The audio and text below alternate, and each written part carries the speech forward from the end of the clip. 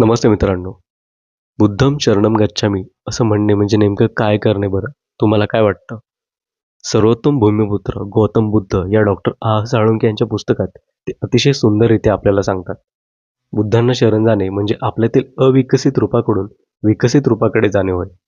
आपल्यामधील सर्व प्रकारचे दुर्गुण नष्ट करून आपल्यामध्ये माणूसपण जागृत होऊन आपला विकास करणे. आपला प्रवास हा सर्वोत्तम ज्ञानाच्या दिशेने करणे, आपली आकसून घेतलेली गात्रे प्रसन्नपणाने खुली करणे.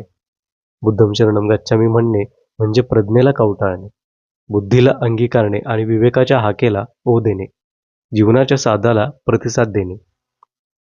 बुद्धं शरणं गच्छामि ह्या कोणत्या प्रकारचा अलौकिक, दैवी असा मंत्र नाहीये, तर तो स्वतःला शरण जाणे असाही त्याचा अर्थ होतो. आणि स्वतःला शरण जाणे म्हणजे स्वतःला स्वतःची ओळख पटवून देणे, स्वतःला समजून घेणे, स्वतःमध्ये आत्मविश्वास निर्माण करणे. या ठिकाणी डॉक्टर साळुंखे अतिशय सुंदर बुद्धांविषयी लिहितात. बुद्ध कोणीही परका नाही, कोणत्याही अर्थाने परका नाही, वैरी तर नाहीच नाही. खरे तर तो आपल्याच अंतःशक्तीचे साकार रूप आहे. आपल्या सर्वस्वाचे अस्सल सार आहे. आपण पूर्ण फुलल्यावर जसे दिसू, अगदी तंतोतंत तसा बुद्ध आहे.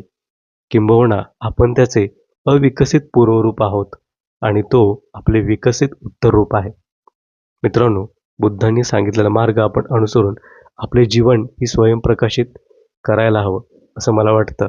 तुम्हाला हा आजचा पुस्तकातील विचार कसा वाटला हे मला नक्की सांगा आणि तोपर्यंत वाचत राहा, मस्त राहा. धन्यवाद.